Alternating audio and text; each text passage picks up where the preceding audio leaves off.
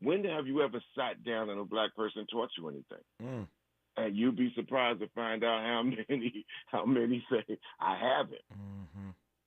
And I said, if you haven't, then are you willing to sit your ass down to take some instructions from a black person? And you might come to a point of conjecture with that, because, that goes into the same category of like, what does that matter? I ask simple questions. I say, you love hip-hop, right? Well, yeah. You love black people? Well, what's that got to do with it? So when it goes down to the what that got to do with it, that is pretty much an opening of a Pandora's box, which leads to the whole thing of even how Air America didn't last. I stayed at Air America even though they didn't pay me. They didn't have no money left after their first year, and I stayed on for 2 or 3 more years because I knew the signal, I knew the city, and it was the launching of my rap station and shows that I learned the mechanics and the dynamics of radio. That's just his first response. It's going to be a good hour. It always is whenever Chuck D shows up. He said a few things already that are worthy of interrogation when we come forward.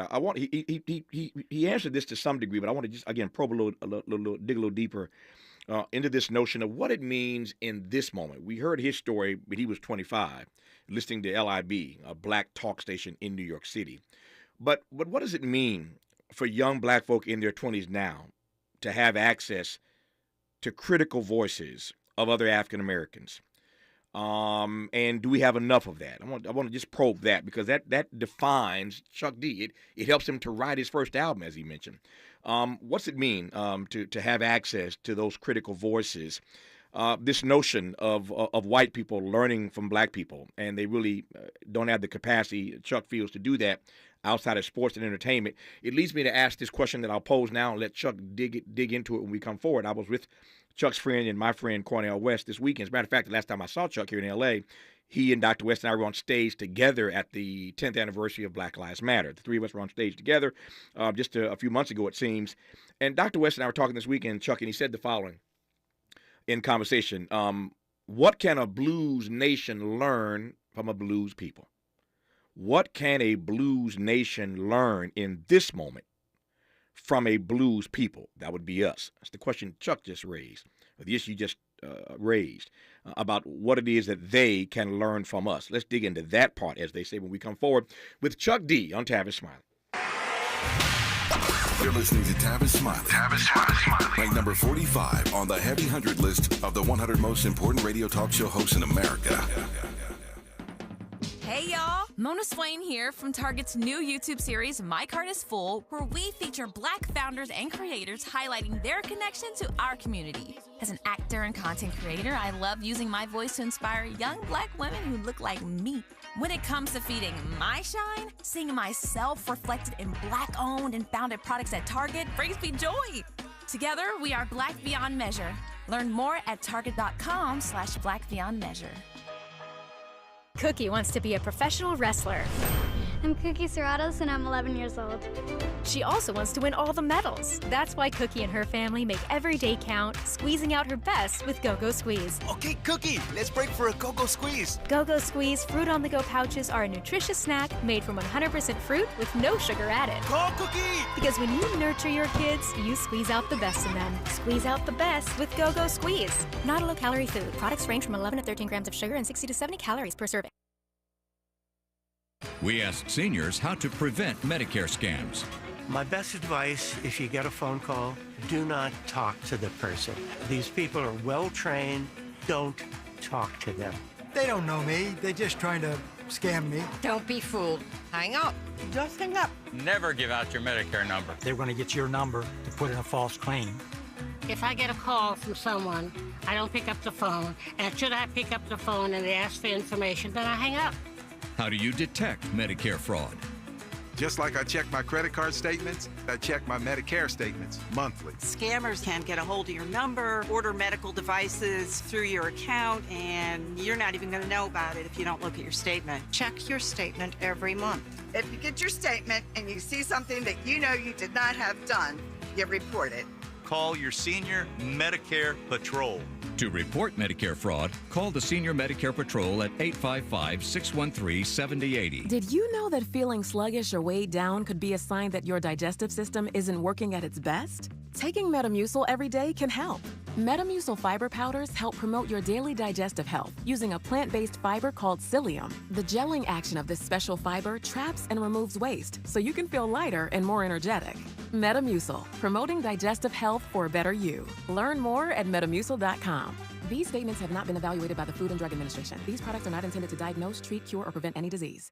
Attorney Joe Cordell. Business owners and professionals face special challenges in divorce court. In addition to everything else going on, they have to contend with allegations that they are earning more than they are, coupled with claims on their business or practice itself. Clients with assets depend on their divorce lawyer's skills in these matters, and that's why it's so important to hire someone that has those skills. 1455 Frazee Road, Suite 1050, San Diego, California, 92108. CordellCordell.com.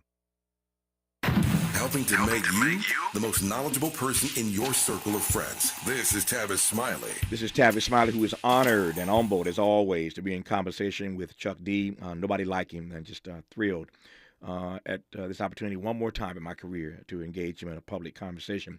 So, Chuck, I want to go right to the point you made a moment ago, because I was thinking about this during the break, and that is this question that you posed, not at all rhetorically, when you asked your white friends, have you ever sat and listened and learned anything from a black person? You ever let a black person teach you anything? I was thinking during that break, Chuck, about whether or not something like Air America, a progressive talk radio network, could work today. Let me set this up right quick, and I'll yield to you. I'm doing what I can with this program, this show, in syndication, and some other things I'm working on to try to build a black talk radio network. I'm working on that stuff even as we speak. And yet, I admit to you that is aimed specifically at our people. I ain't mad if other folk tune in, but it's aimed specifically at our people. Back to Air America, though, I'm thinking about whether or not it could work, a progressive network that is work in real time. Here's my argument. On the one hand, yes, it could work now because it may have been ahead of its time, given that America is more multicultural, multiracial, multi-ethnic now than ever before. So, yes, it could work. That's one argument. The flip side is what you were just talking about. If the good white folk don't ever think they can learn from black folk or other people of color, and you have to have those voices on the air to make a progressive network work by reaching out to a broad array of people, then maybe it can't work if they're not prepared to listen and to learn from us, which takes me to Cornel West's question, what can, in this critical moment, a blues nation learn from a blues people? I pass the mic to you, Chuck D. Well, I think people in this day of 2024, 2025, Tavis, we got to stay at least 9 months ahead. Mm-hmm. We have to maybe possibly be taught how to listen. Because today, people, because of technologies and gadgets having that upper hand and that overrule as far as demographics concerned, a lot of people, the masses right now, listen with their eyes. And it's like that old 3-card Molly game you used to get like down in the inner city where they say, now you see it, now you don't. You could get dazzled by the lights so much that people don't even hear the detail of what is said. So I think everything is out there for people today. And I won't be quick to say young people, Tavis, because how young is young anyway? When I look at a 17-year-old and they give me the young excuse, I say, you ain't 4. So we got to throw that right out the window, bro. I throw that right. I immediately get right to it. And the thing about you have to have a 17-year-old about a 13-year-old and say, I'm gonna give this 13-year-old the same rights that you got, especially in the same household. Then you'll get a big protest on that. So tenure and aging up means something, but in society, it's not really taught and developed. And it might be there, but are people taught to find it? So I tell people in a tech way, don't let the easy access to everything ruin your search engine. You know, say that one more again. Say that one more again. Say that one more again, Chuck. We have everything. Yeah, we can find anybody and everybody and anything, and we can find history. Although you have to go into the details, but all right, you go pop your gadget. But I said, don't let the easy access to everything ruin your search engine. Wow. Like once upon a time, my mid daughter, right? You know, and this is when she was like a teenager. Now she's in her 30s. We're listening to radio, right? Mm-hmm. And she wants to change the station. So I said, well, you know, hold it right there. You know, don't try to change the station. So she's like, I don't like to hear the commercials. I said, well, this is why the commercials are there. Because she asked me, like, what does my music and radio got to do with selling sandwiches? And when I explained, when I explained to her, she said, I never thought of it that way. I said, number one, that's why I'm here to tell you. But she started to listen to radio in a different way. But today, with sight, story, style, and sound coming through, only 2 gadgets. We know what people are. We said, listen, consumers have consumed 2, not 3 gadgets. It's either iPhone or Android. And now new generations have been taught to get everything through those 1 or 2 gadgets. But they have to be taught how to access information on these gadgets instead of things that just serve their senses. Mm-hmm. So we're back to that. Can we teach people how to go to the detail like, oh, this is a Black Talk network? You have to really seriously turn your blinders off and see with your third eye, see with your mind. If that's too deep for you, close your eyes and listen for a minute. Mm-hmm. People have to be taught how to listen more than ever right about now. Back then, when I started my album, that's all we had. So we had to get into the theater of thought, the theater in the detail. We put out records. We didn't put out videos. We only put out videos that were able to promote a recording through a television set. But eventually it flipped around to the point where people see music first and they listen to it second. So what can the blues people do, and especially in a blues time in the United States of America? When I went to Air America, I was coming off things like, okay, I just was over in the Netherlands with some folk. I was just over in Cape Town. I was just over. So I was coming back to Air America in a critical year with internationality and also telling Black folk and us we can never detach ourselves from the diaspora. Although I listened to the WLIB in the mid-'80s, it was a ticket to the world. Because here I am coming from Long Island. I'm in New York. I ain't really going anywhere else. And hearing like a John Hendrick Clark or a Dr. Ben through Mark Rowley or Gary Bird show, it was a ticket to the planet Earth. Francis Cress Welsing, man, which was the kind of like the point of leading into making a record like Fear of a Black Planet. Mm-hmm. Mm-hmm. I'm taking all this in, and I want to flip what I thought I was going to ask one thing, but I want to flip it. I was going to ask you to tell me more about your takeaways from being exposed to those brilliant Black voices on Black radio. You've already done that. So here's the flip side of that question. Not a bunch of young 20-somethings. I'm thinking now about the story you talk about your daughter listening to her music radio in the car with you. But not a lot of young 20-somethings are running around listening to talk radio. When I was in my early 20s, I was working for Tom Bradley, but I hadn't made my way to talk radio at that point. I am curious as to what it is about your makeup, about your experience, about your journey, about your worldview. Why, as a 20-something, were you listening to Black Talk Radio? Well, one was a real simple answer. Like, yeah, I'm going to listen to music, but the music stations at that time got into this lock rotation. So after about a week, you got the same song coming at you. You start to pick it up. And so if you're driving, a message, you going to sleep at a traffic light, Tavis. Yeah. So I had to break out of that. I said, man, I got to listen to something because I know the songs that's going to come on. They're not going to break the format. Mm-hmm. I got my listen to this.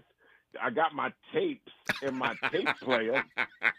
And lucky that my Gamble and Huff, hope that we, could get together soon. Tape don't pop for the 8th time. So, it turned on to the radio station. Yeah, sometimes you go to Howard Stern even, but that's a little too crazy and whatnot. Mm-hmm. And I'm like, all right, wow, WLIB. So it was also just a matter of circumstance that just said, yo, I got some programming that's moving. I got a radio station that's moving as opposed to, all right, I listen to music, but you driving around after 4 days, man. It's like, yo, man, get me off this train, man. So that's what happened. But then, of course, my background also led into it. And I also like to say, Tavis, that there was a lot of people my age that was listening to Black Talk Radio. You had people, listen, when I started working, man, minimum wage was $2.65. So everybody was trying to figure out, like, yo, man, I need to get, a job situation over here. And then another thing about it, not only was the city kind of decrepit at a particular time, but you definitely couldn't afford to buy anything like a house or whatever. There was just so much crime into real estate and all kinds of trickery going on that you was in tuned to like a radio station which tells a black person and a black male like me at that time, dude, you're not alone, and this is what you could do as opposed to that. There's somebody over in Brooklyn and somebody in the Bronx, because there's no reason for somebody in Brooklyn and the Bronx to even be on the same page.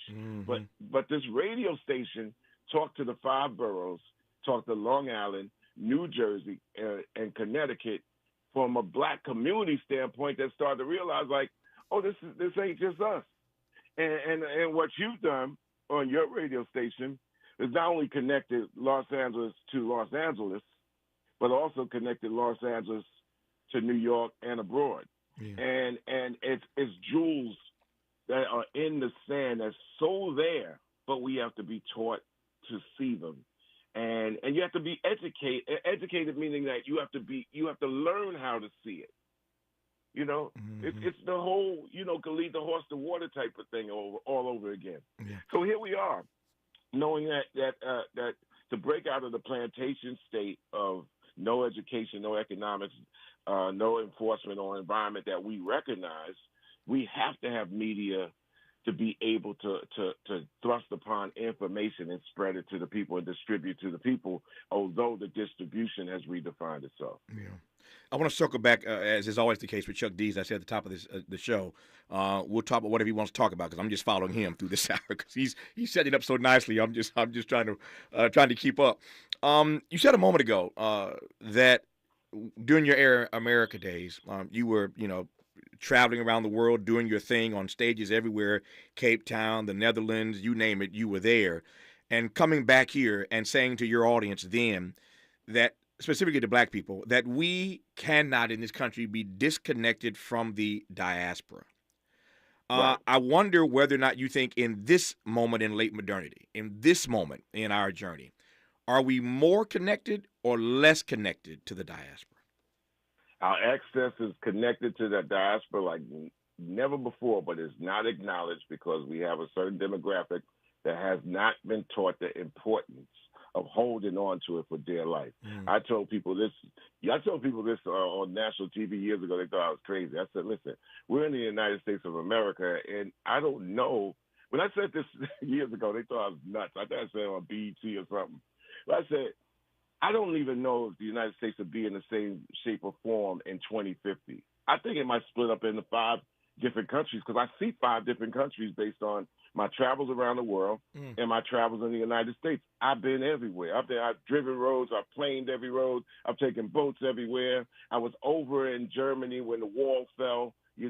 I was in a place where they said, you know what, we had communism one day and now we don't know what to do. And I'm going over into East Berlin like it's the South Bronx with some friends. I couldn't believe that all of a sudden. And when I started my career, Tavis, I would be waking up with the whole crew waking up with dogs on that one road going from West Germany to Berlin, which is split in 2, and then waking you up with dogs and flashlights, and you better get there and not deviate off that road. So I'm waking up on one area and start my career and seeing things happen. So when I said that about the United States, I realized and said, well, since we're judged by our characteristics instead of our character, and so the whole thing that Dr. King had ushered in that we work towards, and we're still being recognized all over the world by our characteristics.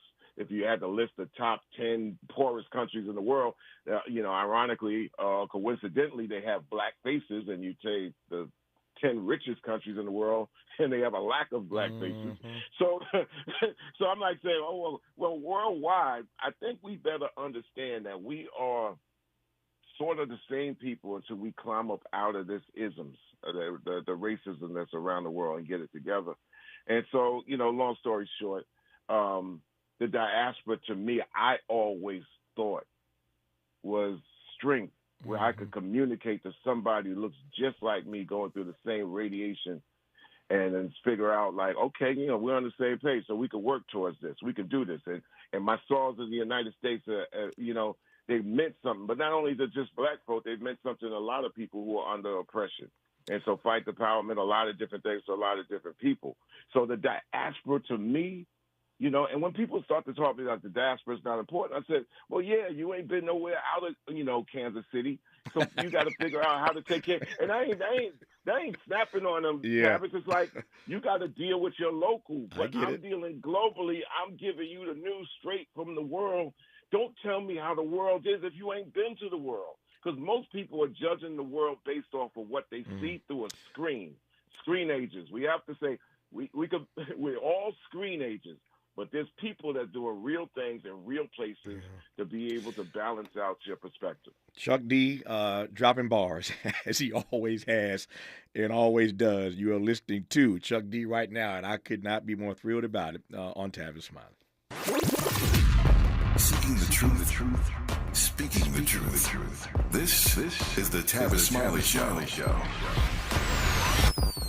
Paid for by government.com. Did you know the United States Mint has issued a new Morgan silver dollar coin in proof condition for the first time? Not only that, they are also minted in 99.9% pure silver for the first time ever in history. Coin experts are calling this an amazing opportunity for anyone that knows the enduring popularity of Morgans. But you must hurry. Only 400,000 of these legal tender silver dollars were issued. These first ever Morgan silver dollars are brand new with stunning mirror-like finish, minted by the iconic San Francisco Mint. Call now and you're guaranteed a new first ever 99.9% pure silver proof Morgan dollar. To learn more, call 1-800-973-9717. If you order now, you will receive a free coin collector bonus pack, a $25 value, free with every order. Call 1-800-973-9717 now to secure your new Morgan silver dollars before they are gone. That's 1-800-973-9717.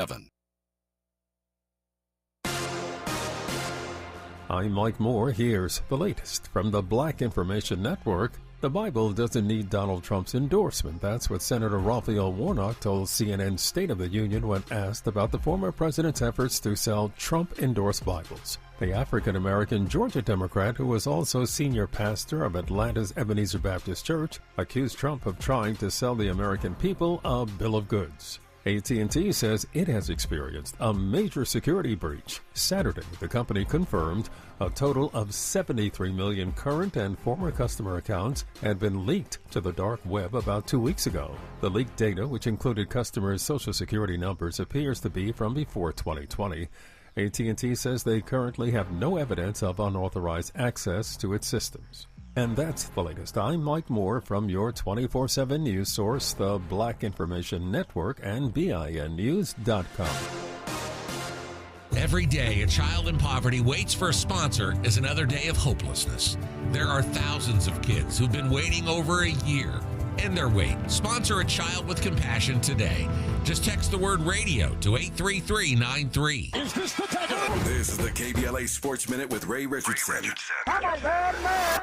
USC is one game away from going to the Final Four in the NCAA women's basketball tournament. They haven't been there since 1986. Juju Watkins and the Trojans meet up with UConn tonight in the Portland Regional Final. The winner goes to Cleveland for the Final Four. 6 p.m. tip-off on ESPN. Before USC and UConn, the game of the year in women's basketball jumps off in the Albany Regional Final in New York. LSU and Iowa, a rematch of last year's national championship game and a showdown between the game's top two stars, LSU's Angel Reese and Iowa's Caitlin Clark. 4 p.m. tip-off on ESPN. LeBron had a career-high 9 3-pointers in the Lakers win in Brooklyn. LeBron finished with 40 points. The Clippers got 41 from Paul George to help get a win at Charlotte. No debates, no speculation, just the info you need. That's your KBLA Sports Minute. I'm Ray Richardson on KBLA Talk 1580.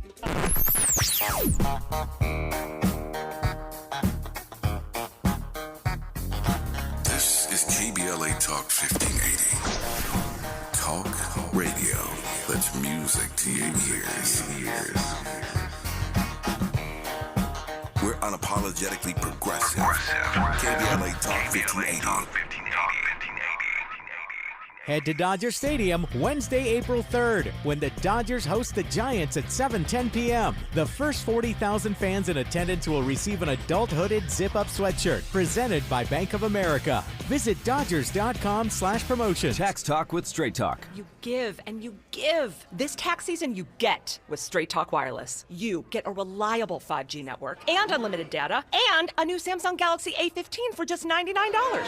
So you can give your janky phone to your kid. Yeah! Good talk. Switch to Straight Talk for plans starting as low as $25 a line per month for 4 lines. Find us at Walmart and StraightTalk.com. For network management practices, visit StraightTalk.com. Device offer ends 4/14/24. In-store activation on single Silver Unlimited plan or higher required. Family plan discount with 4 lines, all on the Silver Unlimited plan. Taxes and fees apply. It's game day at Jim's house, and the spread is impressive. Mike's already done some damage with the hot wings, and now he's dropping back and going deep for another slice of pizza. I sure hope he brought the Pepto. Mike knows the Pepto-Bismol provides fast 5-symptom relief from unexpected stomach upsets. He's no rookie. The way he's throwing back those nachos, he's the GOAT. Be ready for game day with Pepto-Bismol. When you have nausea, heartburn, indigestion, upset stomach, diarrhea. Use as directed. Keep out of reach of children. The thing no one tells you about periods is that your flow changes every day, and so should your tampon size. Tampax has 5 absorbencies to match your changing flow. If it hurts to remove, go down a size. If it leaks, go up a size. Only Tampax has a leak guard braid to help give you up to 100% leak and odor-free protection. All-day comfort and protection for under $5 a month. Based on average U.S. consumer usage at manufacturer suggested price. However, pricing is at the sole discretion of the retailer. Excludes 8-count packs. Do you have both Medi-Cal and Medicare? If so, the new LA Care plan called Medicare Plus can help you get the most out of your health plan for $0. LA Care provides personalized service to Angelinos like us. Plus, it gives us access to doctors and specialists across Los Angeles County. For zero cost, we get access to full benefits. From vision coverage, in-home support services, to prescription drug coverage, and a quarterly over-the-counter allowance, plus personal equipment, meal programs, a gym membership, and so much more. For more than 25 years, LA Care has provided Angelinos with access to quality health care at an affordable cost. For our families, our seniors, our community, it's a plus. It's a plus for all of us.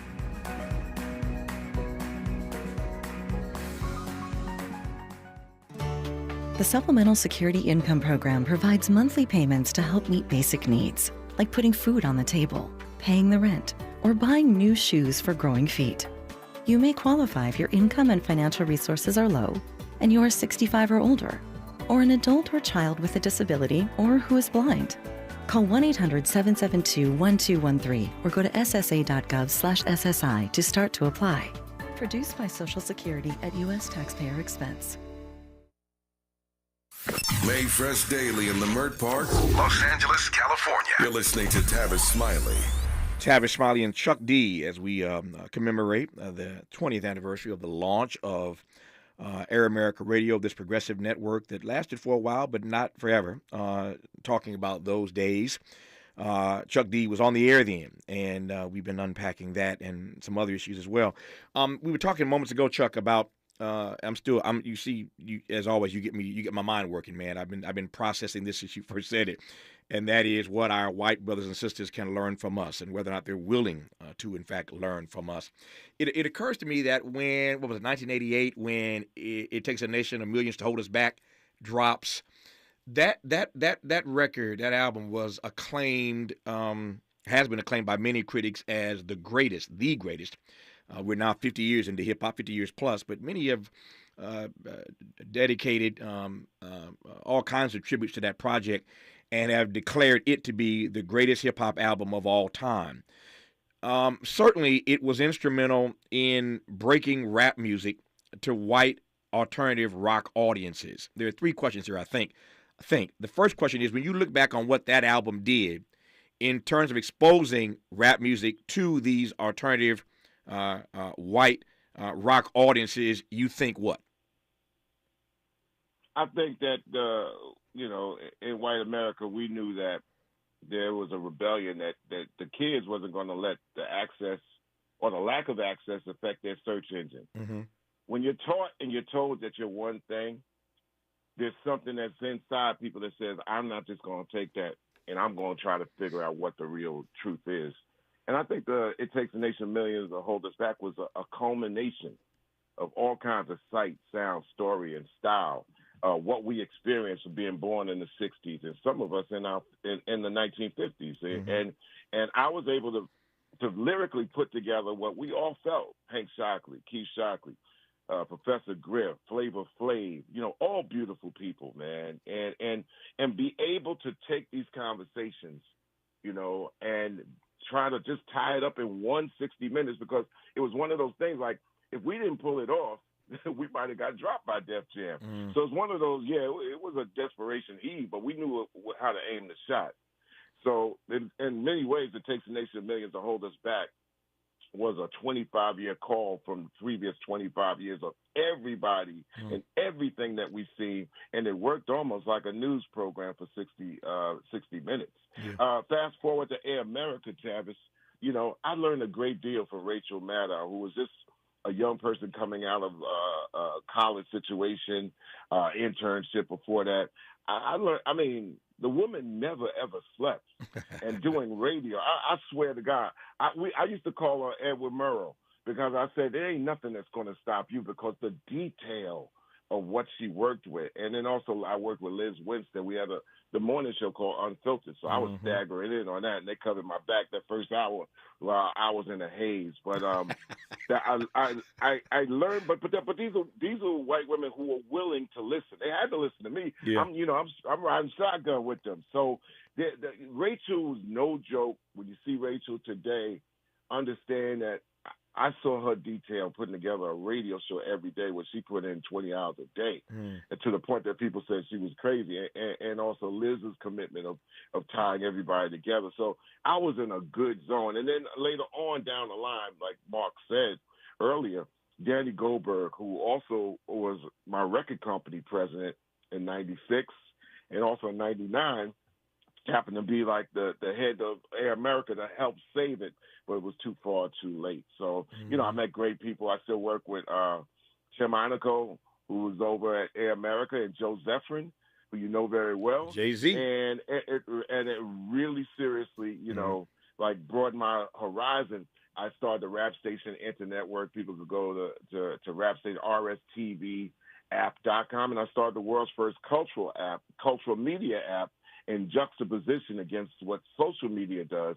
And we concentrate on film, art, music, sports, and we call that FAMS, because we feel that social media has just a lot of junk they can't get out the trunk. The cultural media has our story embedded in it and gives you a breath of fresh air. We started that last year and doing really well. The roots of the understanding the dynamics and the mechanics of it, Tavis, comes from what you do, comes with what I learned from Air America, all the way to understanding the political dynamic. And this goes back, and I don't mean to just jump right into this, but what was kind of jarring as far as the reality with Air America with me, that they felt that they had to do, that they did, that it felt funny, is that the minute that they acquired the signal from WLIB, they got rid of their black sales team. And then it was told to me, although it wasn't mentioned, that you can't sell black content or a black situation to white America without a white sales team. And that hit me like boom. And it was almost like it wasn't printed, but I saw it clear as day, to sell spots. Yeah. So here they're taking over a signal, but they still got some black people that try to say, well, see if we could get some of the old WLIB accounts from Harlem and Brooklyn. You ain't getting those. There's this detachment. They're mad that all of a sudden it ain't WLIB. It's Air America, and you got rid of your black sales team that had to take them to lunch and see them every day and get with the folks. So they got caught up in a political dynamic that they still couldn't avoid, that they tried to talk out against. I mean, we knew it from black music, because we knew, although you were doing black music in the 80s, you needed white folks at the cash register that had distribution to get you your money. It's almost like even today in television. Almost every commercial, Tavis, has a black face on it or a face of color. But what Spike Lee was saying years ago is like, well, how many black production teams are there? Yep. So we kind of like, okay, we're making inroads. But we also got to be able to clearly document the inroads and the breadcrumbs so everybody see how far we come and how far we got to go. You said a few things I want to just unpack quickly here. In the 2 minutes I have right now, we'll continue when we come forward. In these next 2 minutes, though, tell me what you learned. I'm not naive in asking this. And Rachel is but one example. You are another. I could count to many others I've seen in my life and experienced up close. But what did you learn from watching Rachel Maddow about the fact that there is no alternative for putting in the work? You've got to do the work. That the radio show was only a small part of her day. Mm-hmm. The radio show was like Michael Jordan in practice, you know what I'm saying? And by the time you get to the game, it's like, oh, the game ain't nothing. Practice is a B, you know what I'm saying? So Rachel, I mean, really, she did that. But also to recognize that you have to recognize a name for more than what it is because it's a detail about a name. Mm-hmm. And when, for example, today, I get a sense of pride when this thing, although it's a sad incident, but when I saw Mayor Brandon Scott from Baltimore, and I saw the governor, Wes Moore, how could a black person not feel good? And if somebody comes across and says, you know, what difference does it make? You know, number one, you're not on my page. And number two, if you start going in all kinds of Illuminati talk and how they're part of the government, then you should just figure out what the rest of the world works, how the rest of the world works, before you tell me about the dynamic of what you think that person is. Mic drop. More with Chuck D when we come forward on Tavis Smiley. Hope, agency, dignity. This is Tavis Smiley. Can you dig it? Come on! What is dedication? My biggest fear in the middle of my addiction was that my kids wouldn't have a father. And I started thinking, you know what? This isn't my story. I definitely had to become a better man to be a better father. It's important to me that my kids are empowered and truly believe that if they can think it, they can do it. That's dedication. Visit fatherhood.gov to hear more. Brought to you by the U.S. Department of Health and Human Services and the Ad Council. Joey from Vermont, a farmer trying to get through the winter. Adriana from South Carolina, a single mother living paycheck to paycheck.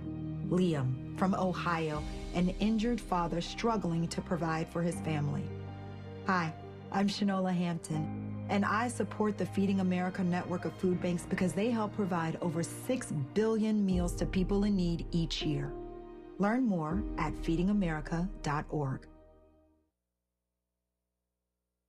I have diabetes. I'm at risk for pneumococcal pneumonia. I have asthma. I'm at risk too. If you're 19 or older with chronic conditions like asthma, diabetes, COPD, or heart disease, or are 65 or older, you are at increased risk for pneumococcal pneumonia. Ask your doctor or pharmacist about Prevnar 20, pneumococcal 20-valent conjugate vaccine, a Pfizer vaccine that can help protect you against pneumococcal pneumonia in just one dose. Even if you've already been vaccinated with other pneumonia vaccines, Prevnar 20 may help provide added protection. Prevnar 20 is approved for adults to help prevent infections from 20 strains of the bacteria that cause pneumococcal pneumonia. Continued approval may depend on a supportive study. Don't get Prevnar 20 if you've had a severe allergic reaction to the vaccine or its ingredients. Adults with weakened immune systems may have a lower response to the vaccine. Side effects include pain and swelling at the injection site, fatigue, headache, muscle, and joint pain. For full prescribing information, please call 1-855-213-2138 or visit Prevnar20.com. My mom has taken up going to the park to practice yoga. My dad's going to a club, but not a book club, a salsa club. Finding new hobbies comes with age. My mom has started getting lost and not knowing where she's going. Becoming lost or disoriented doesn't. Confusion with time or place may be a sign of Alzheimer's. An early diagnosis can help improve the quality of life for your loved one. Learn the warning signs of Alzheimer's at 10signs.org. Brought to you by the Alzheimer's Association and the Ad Council. Eggs are a staple in our diets, and there's only one egg with more delicious farm-fresh taste plus superior nutrition. Eggland's Best. With more vitamins, including 6 times more vitamin D and 10 times more vitamin E, plus 25% less saturated fat than ordinary eggs. Available in so many delicious varieties. Classic, cage-free, and organic. Eggland's Best. Better taste, better nutrition, better eggs.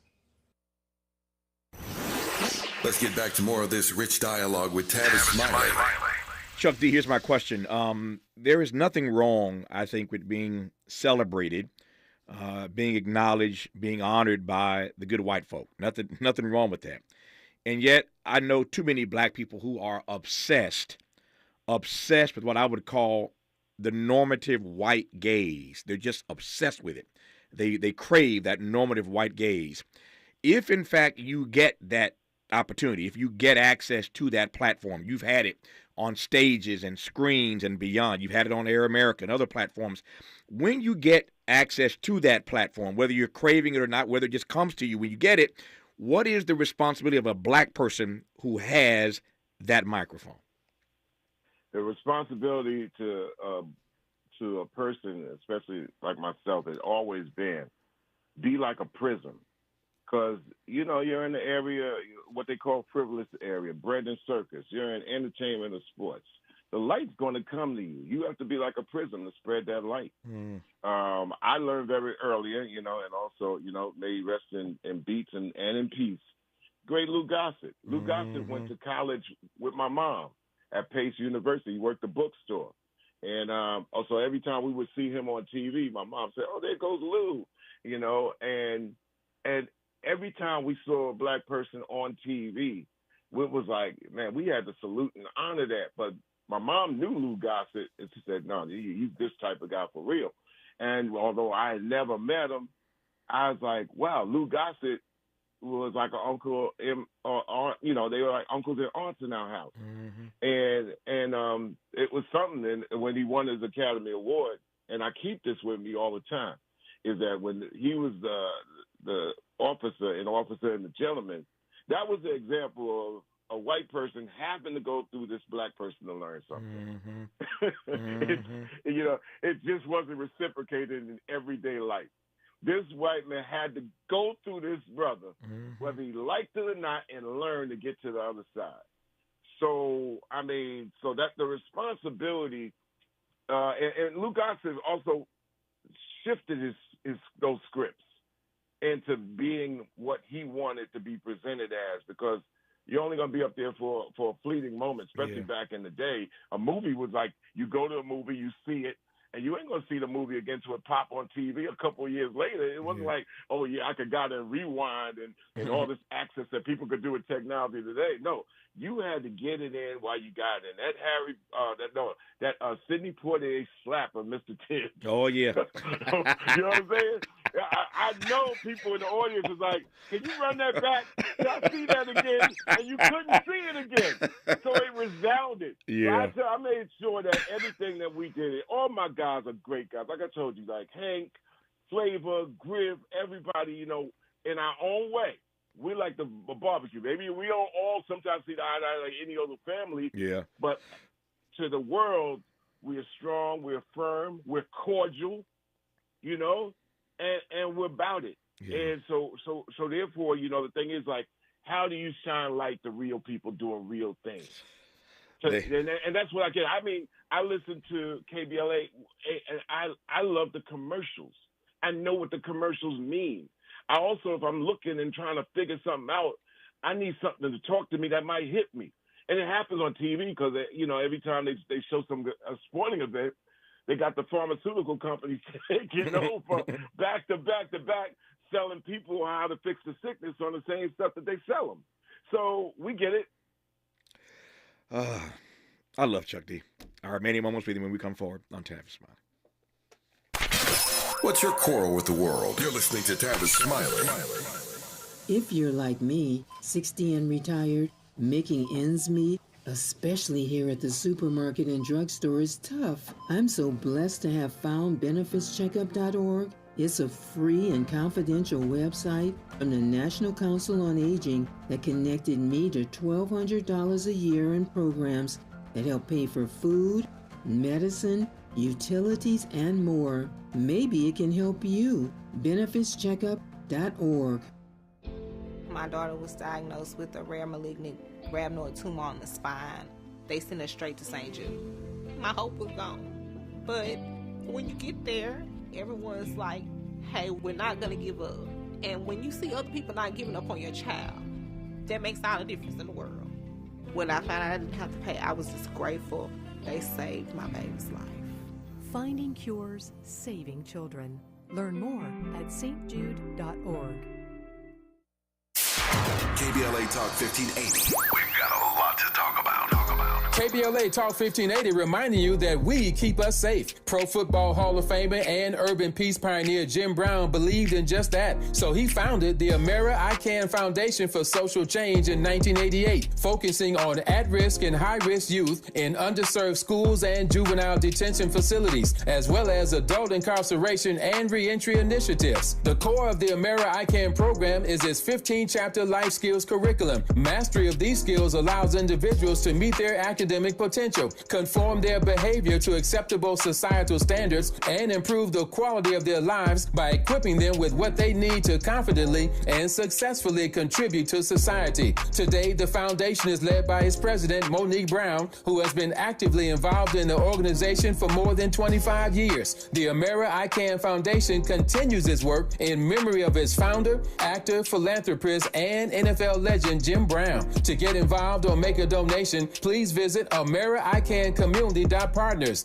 That's AmeriICanCommunity.partners. This is a community call to action from KBLA Talk 1580. If you're looking for the most epic place on Earth, let's start at the base of a massive waterfall. Then trek through the thick jungle. Then climb to the peak of a snowy mountaintop. Then once you get there, keep going. Because with intelligent 4x4 and 7 drive modes and a Nissan Pathfinder, the search is the real adventure. Available feature. Intelligent 4x4 cannot prevent collisions or provide enhanced traction in all conditions. Always monitor traffic and weather conditions. Sounds different, huh? This is Tavis Smiley.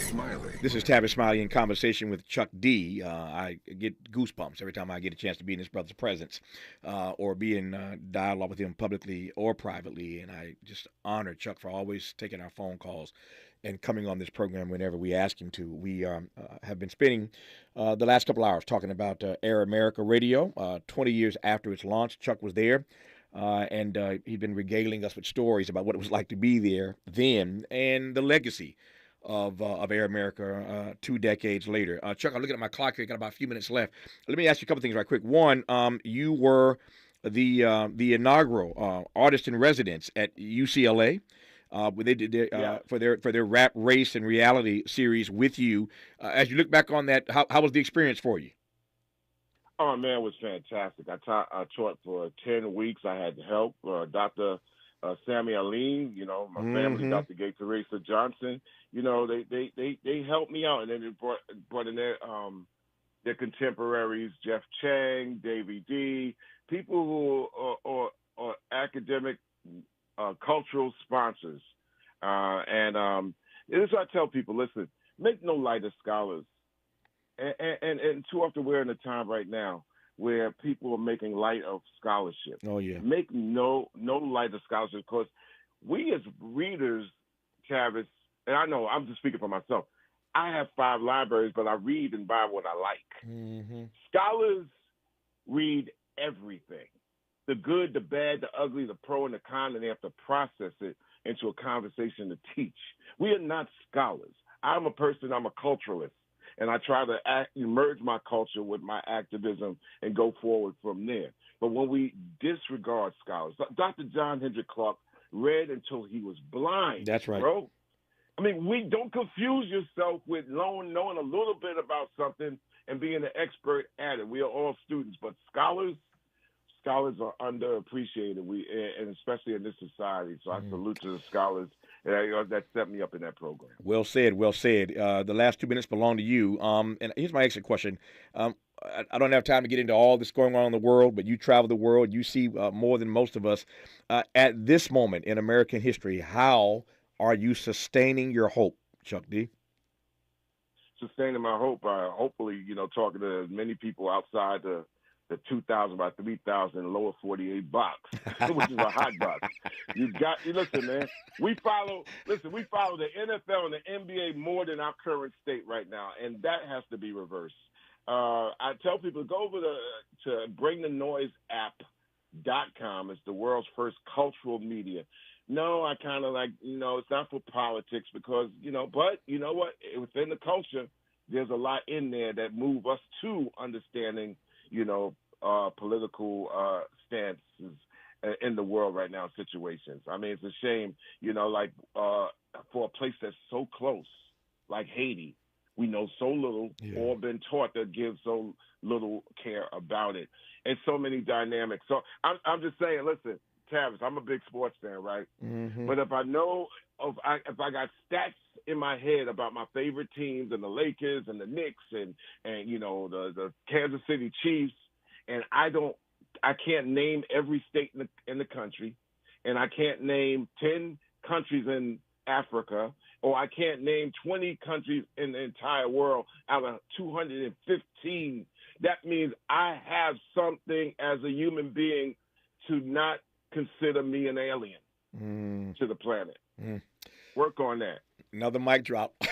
Work on that. That's how you close. That's how you close. Work on that. Work on it. Yes, sir. Tavis, man, you're my hero, man. Seriously. And most of my heroes don't appear on the stand. You are kind. You are kind, and I love you, man. You've advanced the culture in more ways than we have time to acknowledge in these few seconds. But I am always grateful. I am deeply indebted, always humbled by your appearance anywhere with me. So thank you, thank you, thank you. I appreciate you. I love you, and there ain't nothing you can do about it, Chuck D. I just love you, man. Call me anytime, bro. Salute. Stay strong. More of Tavis Smiley when we come forward. KBLA 1580 Santa Monica. I'm Mike Moore here, who was also senior pastor of Atlanta's Ebenezer Baptist Church, accused Trump of trying to sell the American people a bill of goods. AT&T says it has experienced a major security breach. Saturday, the company confirmed a total of 73 million current and former customer accounts had been leaked to the dark web about 2 weeks ago. The leaked data, which included customers' social security numbers, appears to be from before 2020. AT&T says they currently have no evidence of unauthorized access to its systems. And that's the latest. I'm Mike Moore from your 24/7 news source, the Black Information Network, and BINnews.com. Every day, a child in poverty waits for a sponsor is another day of hopelessness. There are thousands of kids who've been waiting over a year. End their wait. Sponsor a child with compassion today. Just text the word radio to 83393. Is this the takeover? This is the KBLA Sports Minute with Ray Richardson. USC is one game away from going to the Final Four in the NCAA women's basketball tournament. They haven't been there since 1986. Juju Watkins and the Trojans meet up with UConn tonight in the Portland Regional Final. The winner goes to Cleveland for the Final Four. 6 p.m. tip-off on ESPN. Before USC and UConn, the game of the year in women's basketball jumps off in the Albany Regional Final in New York. LSU and Iowa, a rematch of last year's national championship game and a showdown between the game's top two stars, LSU's Angel Reese and Iowa's Caitlin Clark. 4 p.m. tip-off on ESPN. LeBron had a career-high 9 3-pointers in the Lakers win in Brooklyn. LeBron finished with 40 points. The Clippers got 41 from Paul George to help get a win at Charlotte. No debates, no speculation, just the info you need. That's your KBLA Sports Minute. I'm Ray Richardson on KBLA Talk 1580. We must understand the politics of our community, and we must know what politics is supposed to produce. This election year, KBLA Talk 1580 is the place for politics. Unapologetically progressive politics. And we've got two of the best and brightest to help you cut through all the noise.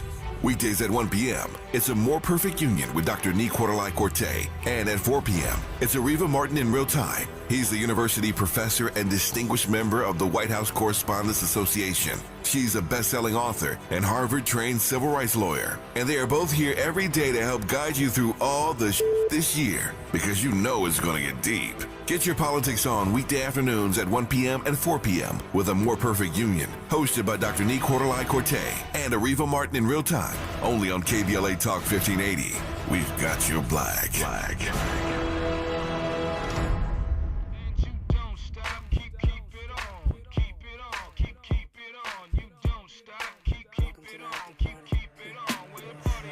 another party.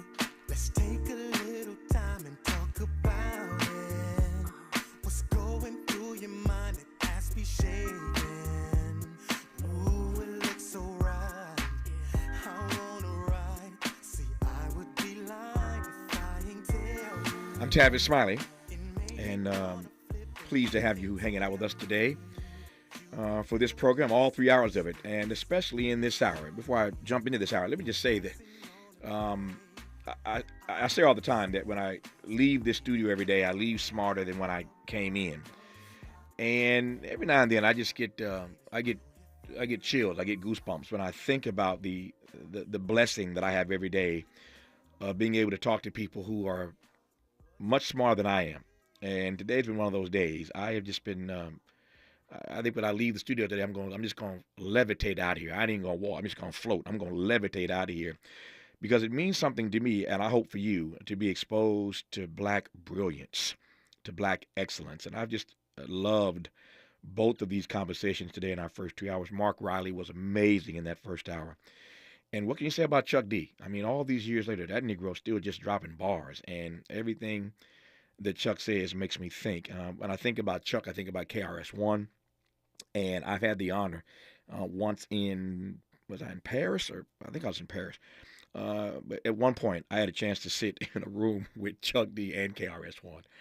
And when I tell you my head was spinning, sitting between them two brothers is quite a thing. So a chance to talk to either one of them, much less the two of them together, it's a thing that you will never, an experience you will never forget. But I thank Mark and I thank Chuck for those first 2 hours. Just amazing, amazing conversations. And speaking of learning from brilliant Black people, this hour is no different. I am delighted to be joined by Boston Globe opinion columnist and associate editor Renee Graham to talk about all the stuff that Renee Graham writes about. And she writes about a little bit of everything. Renee, good to have you on this program. How are you today? I'm good, Tavis. How are you? If I complained, I'd be an ingrate. I am doing well, and I'm delighted to be in dialogue with you. Let me just start with this, because it kind of, I think this hour, the first 2 hours sort of give us a nice flow into this final hour with you. And in a variety of ways, we've been talking over these last couple of hours with two great guests about our role and responsibility in the world as Black people, our role and our responsibility. That's taken on a variety of forms, of course, over the last 2 hours in terms of questions and answers. But when you are an African-American columnist and you have the platform that you have in the Boston Globe, tell me about your role and your responsibility, more expressly how you see it with the stuff you write about. You know, it's interesting. There's nothing I can't write about. My editors give me a lot of freedom to write what I want, how I want. And, you know, that allows me to delve into a lot of different topics. You know, I feel with the platform I have, we're in such a perilous moment that I don't want to take this moment for granted. I don't want to waste having the space that I have, you know, several times a week. I mean, on average, I write about 3,000 words a week. And I want to make every single one of them count. So, you know, whether I'm writing about politics, whether I'm writing about pop culture, I want to make sure that I'm sharing something that matters with people. And, you know, whether they agree with me or not, and believe me, a lot of them do not, but for me, if they're writing to me and they're complaining, it still means that they're reading, which means they actually might be learning something. You said a lot there that I want to unpack. Let me start with this. When you say that we are living in a perilous moment, I don't suspect that most listening to you right now would disagree with that. But when Renee Graham calls it a perilous moment in American history, by that you mean exactly what? Well, I mean, look, I've been calling it a perilous moment for the last 8 years. Yeah. You know, I mean, I don't know how to compare this necessarily to what it was like during the Civil War or what it was like, you know, with Pearl Harbor. But I could speak within my lifetime of what is happening in this country, of my conscious lifetime, because I was too young to really remember the Civil Rights Movement.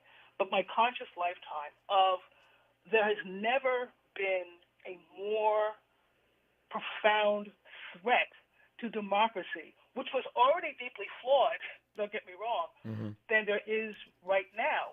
And, you know, I can remember in the weeks leading up to January 6th, I kept saying around the house, there's going to be a problem, it's going to be bad, it's going to be bad. And everyone's like, no, it's not going to be a big thing. And, of course, we know what happened on January 6th. And on that day, it's in the column I wrote on January 6th, I call it a white supremacist insurrection. Mm-hmm. And I think the mistake people made is thinking that when people walked away from the Capitol that day, that it ended. No, it is not a failed insurrection. It is an ongoing coup. That's exactly what we're seeing. So when I speak about the peril of this moment, that's what I'm talking about. Do you see it getting better before it gets? Do you see it getting worse before it gets better?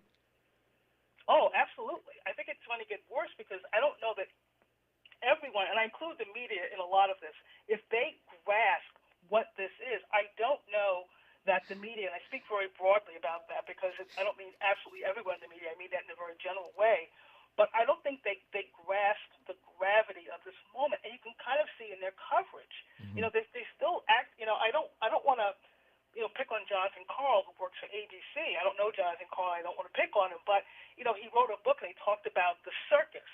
This is not a circus. This is not a show. This is not fun. Lives are at stake. Rights are at stake.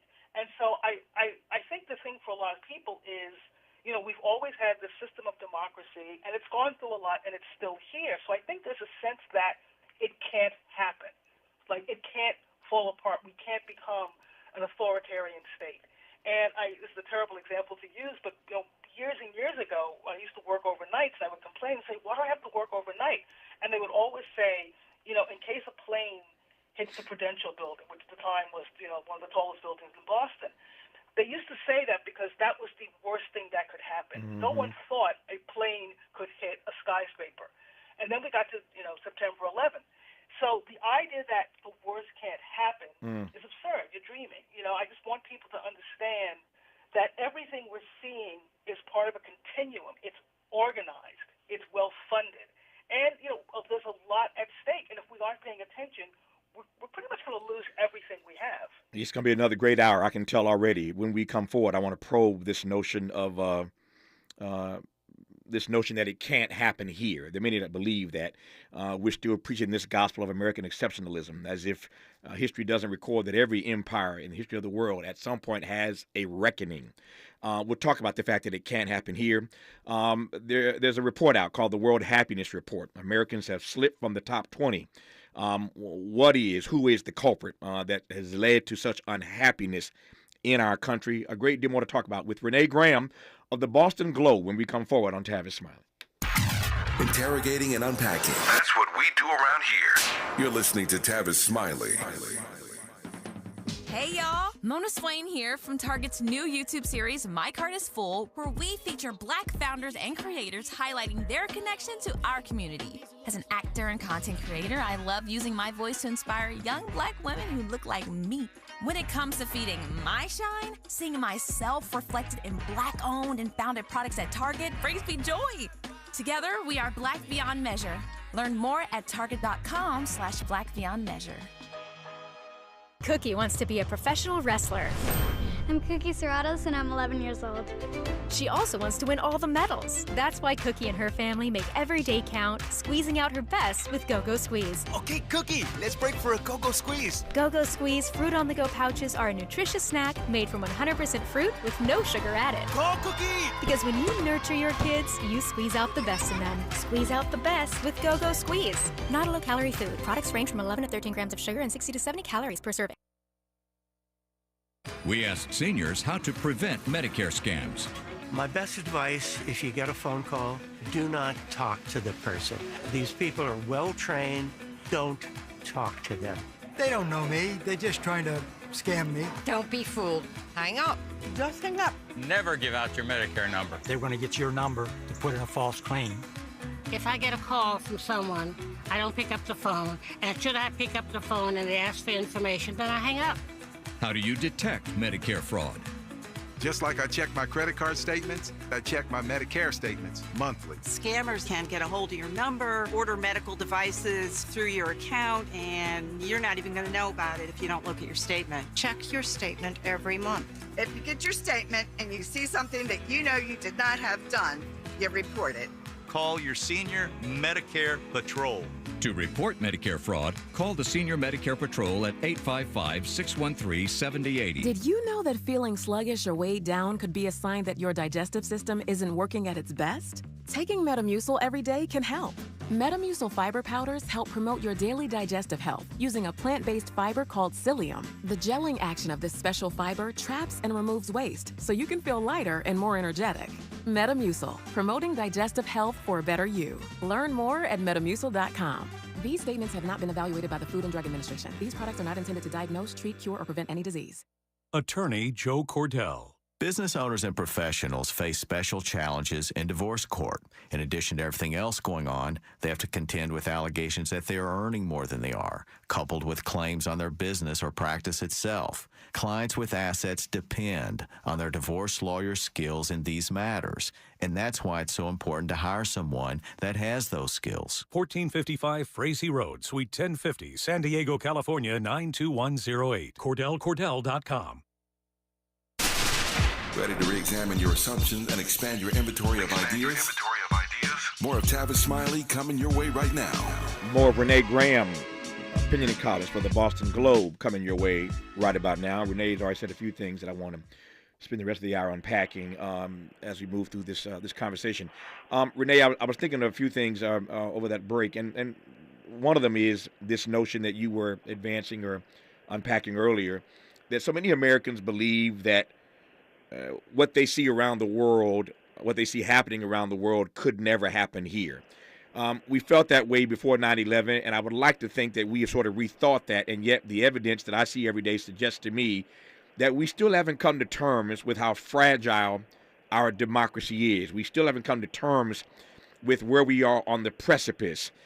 We haven't come to terms with history, which records again that every empire in the history of the world at some point has a reckoning. If I'm right about that, why am I right about that? Well, you are right. I mean, we've always looked at other countries. We've seen governments overthrown, and we've seen authoritarianism take hold. We've seen fascism. And there's always a sense that somehow our sense of democracy, if not democracy itself, will save us. And so, we're having more debates about this now, but there are still places where people feel like we're going to be fine. We're going to be okay. Democracy has survived 250-odd years. It'll be great. And that just isn't true. There are too many countries. We've watched this happen in places where things were much better, right? And suddenly here we are. We're now one of those countries. I remember years ago watching MTV, and it was a Van Halen video, and it was just putting up different place cards about different things, and one of them was, right now, your country is doing things that you think happen only in other countries. That's the moment we're in now. Where we're looking at this and we're seeing, Brazil, and we can't look away in the same kind of sense and say, well, that's third world country over there. That's a banana republic, and that's what happened. That's what's happening here. So there was always a bit of, obviously, racism in the idea that, those black and brown people, they don't know how to govern, they don't understand how things go. Well, look at where we are now, where we're on the distinct possibility that someone facing 91 felony charges, or almost 90 now felony charges, can possibly be the next president of the United States. Yeah. There's no reason for anyone to think that democracy is safe. If you do not tend to democracy at all times, it will wither and die, and that's the path we're on right now. What are some of the things on your list, some of the sources of the fragility of our democracy? I hear you talking about Donald Trump, and we'll get to that. But are there other things on your list that you think have led to our democracy being so fragile in this present moment? I think one of the first things, you have to go back a decade to Shelby v. Holder, the Supreme Court, gutting the Voting Rights Act. I don't know if up to that point most people were aware that that could happen. The idea that, this was 1965, you have this right, and it's sacrosanct and nothing can happen to it. And when the Supreme Court essentially came in and said, when John Roberts said, well, you know what, I think racism is kind of over. We really don't need that anymore. It changed everything. The ways that a lot of states, the states that were being most closely watched, immediately zoomed in and tried to have all these different voting laws suddenly that didn't exist before and were never necessary.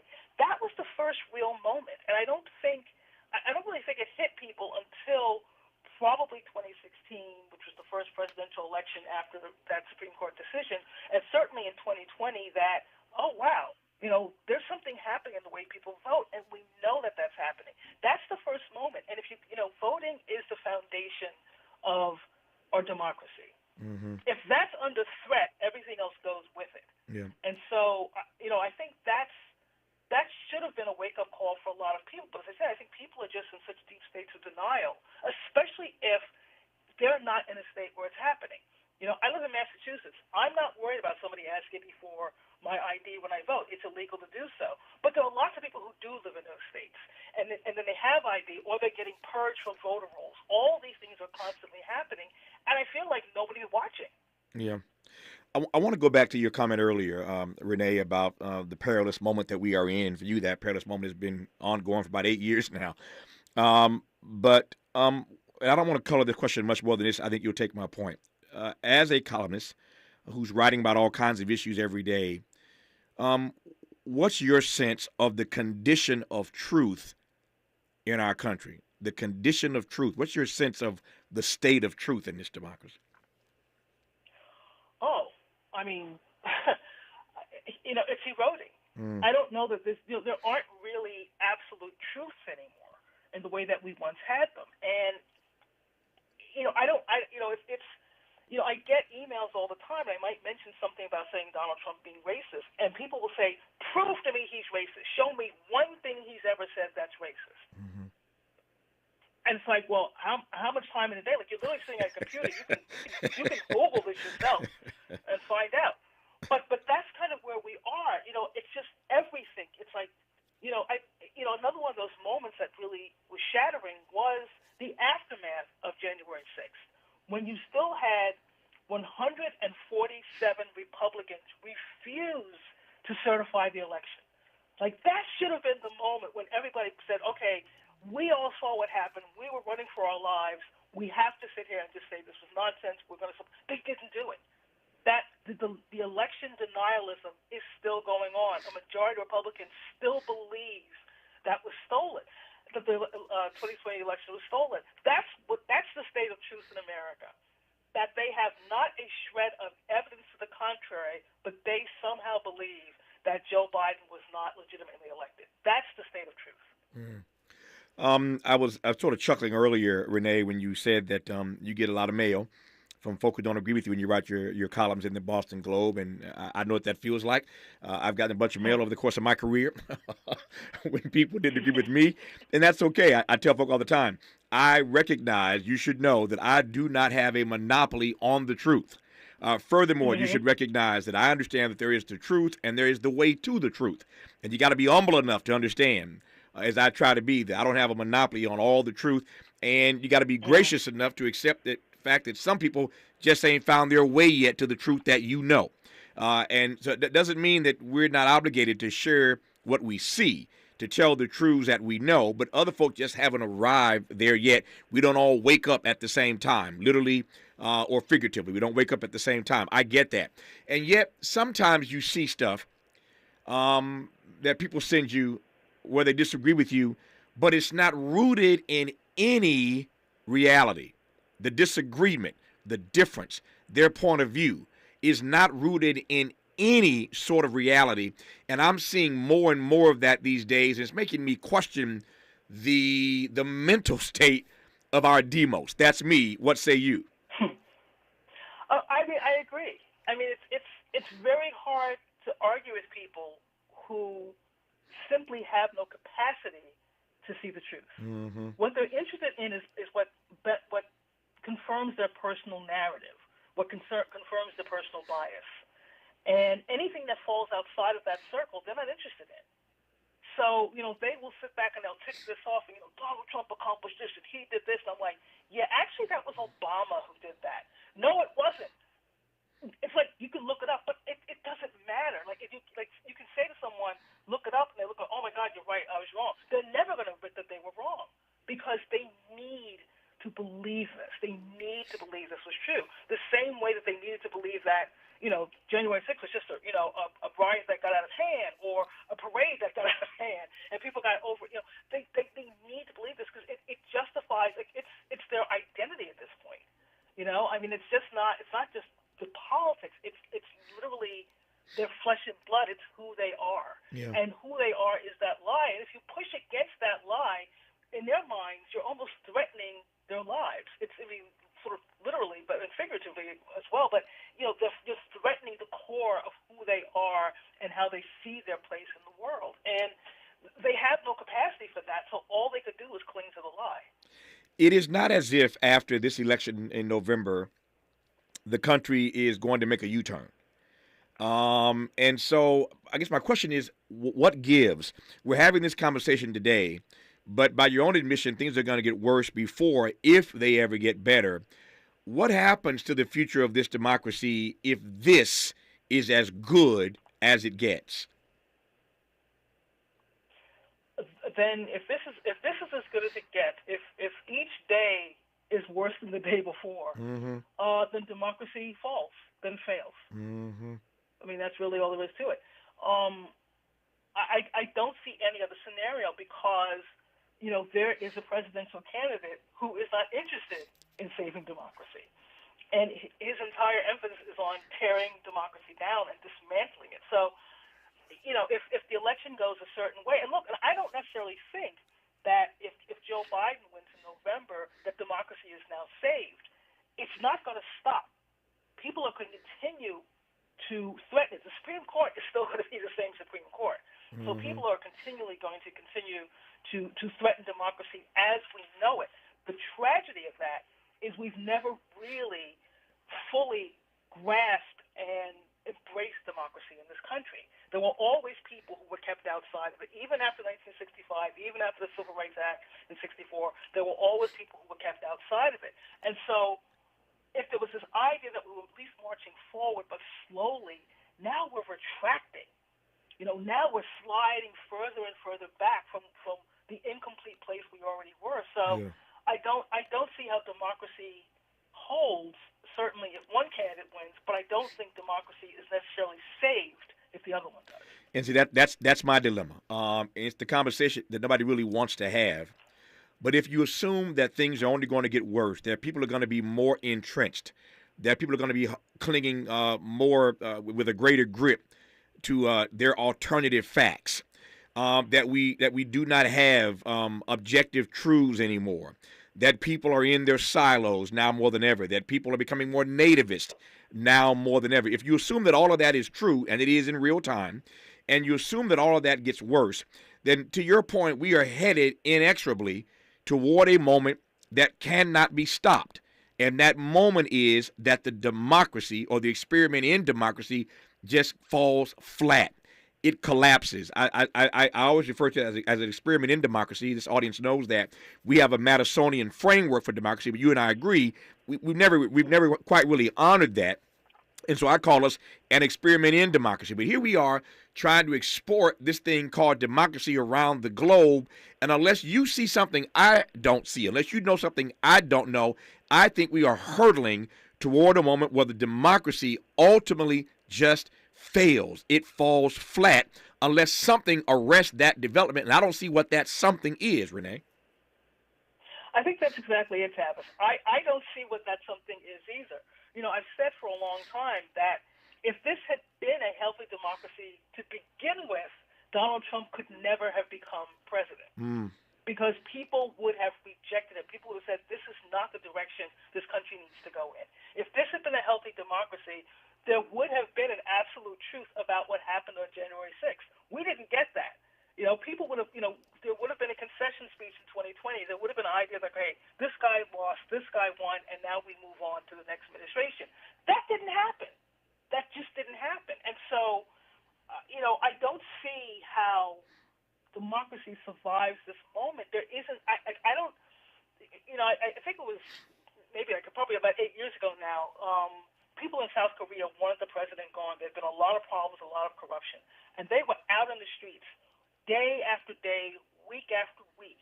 And they even arranged it around their work schedules. So they would do it on the weekends. So there would be hundreds of thousands of people in the streets of Seoul and other parts of South Korea to get her out of office. And they're like, we're not going to go home until she's gone.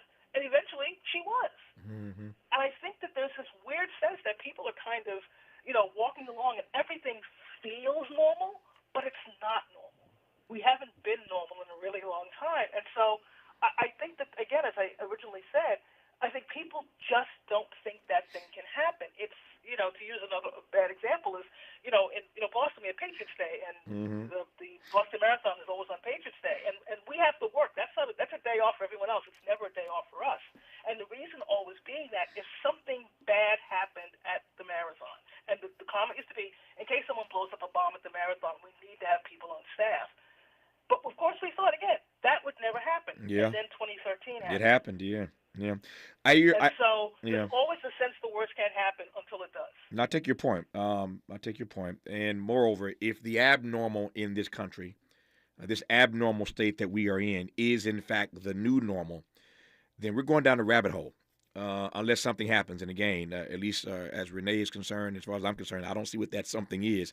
What I do know is that Renee is writing about race and racism and police violence and gun reform and politics and so much more to the tune of about 3,000 words a week, as she mentioned. And there have been a couple of pieces of late that she's put her pen to, or her typewriter to. I'm not sure how she writes. But I want to interrogate a couple of those. I mentioned a moment ago this World Happiness Report that is out, and Americans have slipped from the top 20. What is the culprit of our unhappiness in this country? Renee Graham has the answer. She'll tell us that and a great deal more when we come forward on Tavis Smiley. For all the freedom-loving folk, this is Tavis Smiley. I feel like freedom.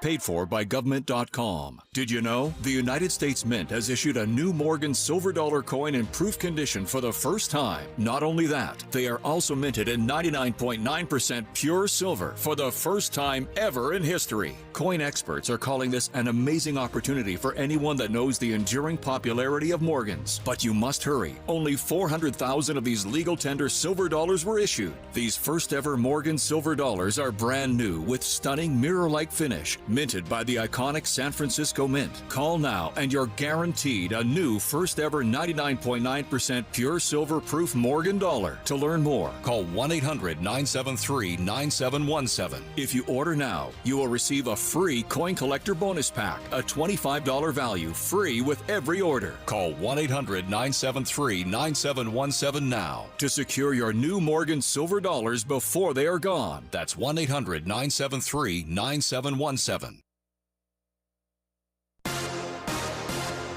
I'm Mike Moore. Here's the latest from the Black Information Network. Congress could vote to give Ukraine additional aid in its war with Russia when lawmakers return from recess next week. During an interview on Fox News' Sunday Night in America, House Speaker Mike Johnson said he expects to move an aid package for Ukraine with some important innovations. Johnson has yet to spell out exactly what the package would look like or if he would put the supplemental that passed the Senate last week for a vote. Lizzo may be taking a big step back from the spotlight. On Friday, the African-American singer made a post on social media saying she's tired of putting up with lies and bullying online. She wrote, "All I want is to make music and make people happy, but I'm starting to feel like the world doesn't want me in it." She ended her message saying, "I didn't sign up for this, I quit." And that's the latest. I'm Mike Moore from your 24/7 news source, the Black Information Network and BINnews.com. Every day, a child in poverty waits for a sponsor is another day of hopelessness. There are thousands of kids who've been waiting over a year. End their wait. Sponsor a child with compassion today. Just text the word radio to 83393. Is this the This is the KBLA Sports Minute with Ray Richardson. USC is one game away from going to the Final Four in the NCAA women's basketball tournament. They haven't been there since 1986. Juju Watkins and the Trojans meet up with UConn tonight in the Portland Regional Final. The winner goes to Cleveland for the Final Four. 6 p.m. tip-off on ESPN. Before USC and UConn, the game of the year in women's basketball jumps off in the Albany Regional Final in New York. LSU and Iowa, a rematch of last year's national championship game and a showdown between the game's top two stars. Stars, LSU's Angel Reese, and Iowa's Caitlin Clark. 4 p.m. tip-off on ESPN. LeBron had a career-high 9 3-pointers in the Lakers win at Brooklyn. LeBron finished with 40 points. The Clippers got 41 from Paul George to help get a win at Charlotte. No debates, no speculation, just the info you need. That's your KBLA Sports Minute. I'm Ray Richardson on KBLA Talk 1580. We've got a lot to talk about.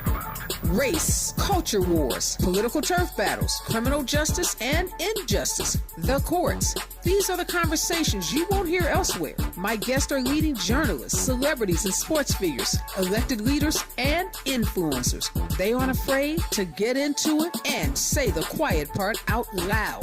With Ariva Martin in real time, your commute just became the most engaging part of your day. Tune in weekdays from 4 p.m. to 6 p.m. or find us on YouTube. Ariva Martin in real time, when you want it straight, no chaser. Unapologetically progressive. KBLA Talk 1580. We've got your black. Around here, we don't believe in victimhood. We believe in raising our voices, amplifying black voices in the climate conversation. We're KBLA Talk 1580. Every day, a child in poverty waits for a sponsor is another day of hopelessness. There are thousands of kids who've been waiting over a year. End their wait. Sponsor a child with compassion today. Just text the word radio to 83393. Sometimes we lose, sometimes we win. Sometimes we try to fit it all in. Sometimes we don't know what's in store. Sometimes we find what we're looking for. Sometimes we're rolling easy and free. Sometimes 1 and 1 makes 3. So much to love along this ride. That's why Nationwide is on your side. Nationwide Mutual Insurance Company and affiliates, Columbus, Ohio. Hey, what are you doing up on the step stool? About to clean these light fixtures. The whole family's coming over, and if there's even a speck of dust in the house, my abuela will find it. Here, I got a Swiffer duster to help with that. A Swiffer what? A Swiffer duster. It has this cool extendable handle that reaches 6 feet to get high and low, with fluffy dusters that easily trap and lock dust. So, no more step stool? No more step stool. Easily trap and lock dust from hard-to-reach places with the Swiffer duster. Love it or your money back. Do you have both Medi-Cal and Medicare? If so, the new LA Care plan called Medicare Plus can help you get the most out of your health plan for $0. LA Care provides personalized service to Angelinos like us. Plus, it gives us access to doctors and specialists across Los Angeles County. For zero cost, we get access to full benefits. From vision coverage, in-home support services, to prescription drug coverage, and a quarterly over-the-counter allowance, plus personal equipment, meal programs, a gym membership, and so much more. For more than 25 years, LA Care has provided Angelinos with access to quality health care at an affordable cost. For our families, our seniors, our community, it's a plus. It's a plus for all of us.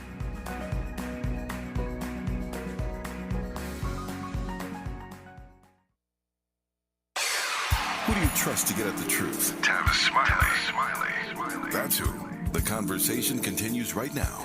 It does indeed, with Boston Globe opinion columnist and associate editor Renee Graham, who I am enjoying talking to in this hour. So, Renee, there are a couple of things you've written about of late that I want to jump into right quick. I think I want to do this first. We were talking about the state of our democracy and the fragility of it, and Donald Trump and all the like. I was fascinated by your piece that Trump keeps boasting and bragging and acting like he's anxious to debate Joe Biden because he wants to get him, I think, in the spotlight where he can sort of embarrass him around this issue of his mental acuity. But you don't buy the argument that Trump really wants to debate Joe Biden that bad, do you? I don't. I mean, look, Donald Trump had a bunch of debates he could have been in during the primary season. You know, he had 5 debates. Every single one of them he turned down. So why now is Donald Trump so eager to get on the debate stage? I don't buy it. Mm-hmm. Let me play devil's advocate.